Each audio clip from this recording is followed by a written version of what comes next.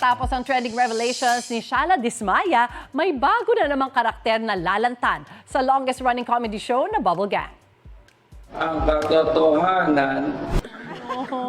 Handa na rin siyang isiwalat ang katotohanan. Muli nga pong mapapanood si Rodfill Macquesero na certified batang bubble at dating mainstay sa Bubble Gang.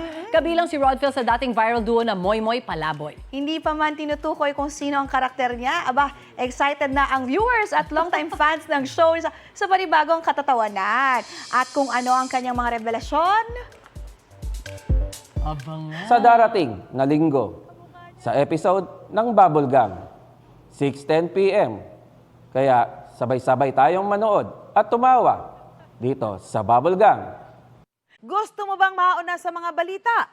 Mag-subscribe na sa GMA Integrated News sa YouTube at tumutok sa unang balita.